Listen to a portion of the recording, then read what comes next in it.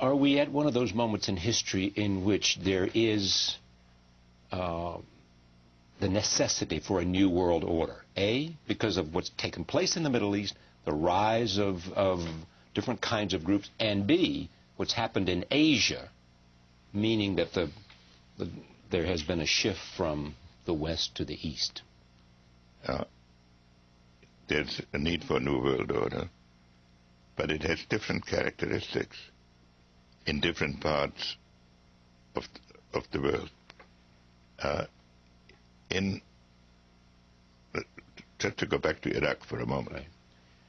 Right. On the one hand, the manifestations of what is going on in Iraq are depressing and give some occasion for pessimism. On the other hand, simply it's looking at somebody as a student of the future. I find it sort of interesting that there is now going on, there are conversations inside Iraq between the various parties, not going very far yet. Secondly, that there is a meeting of ambassadors which will graduate to foreign ministers of all surrounding countries, plus Egypt, plus the members of the Security Council. And that people are talking of broadening yet a third level in which you would bring in India, Pakistan, Indonesia. Now, none of this may succeed this time, but this to me is sort of the outline by which someday in the next few years a solution will emerge, that people will look into that cauldron and decide that they have to learn their limits, not just we, but everybody else. I want to make one point about globalization. It's always discussed in economic terms, that everybody is better off. But that is only partially true. Everybody is better off on the average. But in some countries or in some regions, people lose their jobs. Major adjustments have to be made. That's the engine of globalization.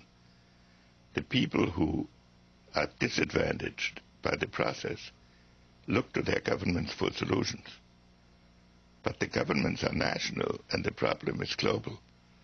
So how to bring about a relationship between the desirable process of globalization and its impact on the politics? You're encouraged that China will get better and will grow and will be a more responsive citizen of the world? I could write a script where this will not happen, because the pressures inside China are enormous to deal with so many But it's problems. incumbent on the next president to be able to... I would say to the new president what I'm saying to the current president, who I have said to previous presidents. The relations with China are the fundamental challenge of American policy. Because if we get that wrong,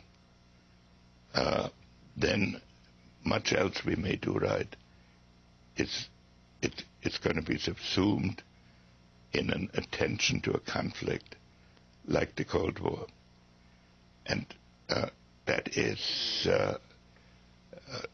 something that we must really avoid. And if we want to have a constructive world,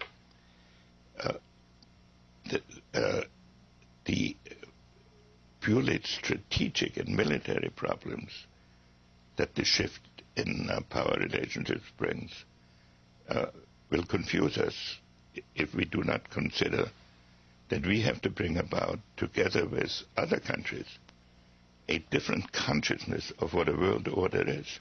Now you have, on the one extreme, globalization, in which the nation is weakened. On the other extreme, you have religion.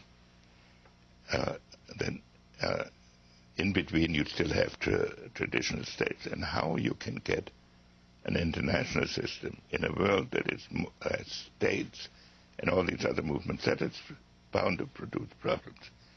But I have actually, especially in the last month, developed the thought that yes, we are living in a period of tremendous turmoil now.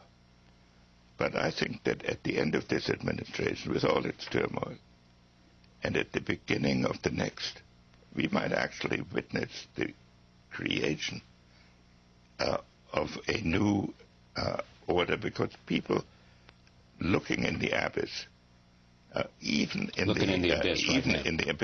the Islamic world, have to conclude that at some point ordered expectations must return under a different system.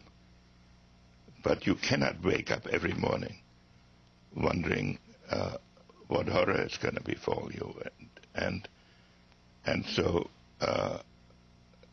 yes, we are in a I find it interesting that somebody called a conference of ambassadors in Baghdad of all the surrounding countries, plus the Security Council, and everybody came. And it hasn't broken up. Of course it didn't settle anything yet. And it won't very necessarily quickly. But then they're adjourning to a foreign ministers meeting. Now, it's just the beginning, a very small step on a road which either this administration will have to travel further, or a new administration. Somewhere along the line, something like this must happen. That's an appropriate place to end this conversation and as the beginning of a series of conversations, but it is to recognize that we are at one of those moments. Absolutely. Where there are forces at work, but and that people may be coming to an idea that we're looking at an abyss and need to come back from it, and you see some hope that might be starting. It's also a great opportunity. Thank you for coming. Henry Kissinger, former Secretary of State. We began, as I said, this series of conversations with former secretaries of state, with people from not just the United States, but other countries, talking about this new world order and where we go from here. 1, 2, 3, 4.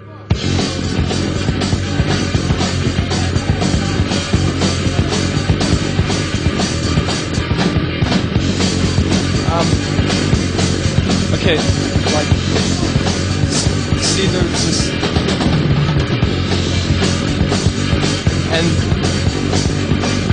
and then, never mind, forget it, you wouldn't understand anyway.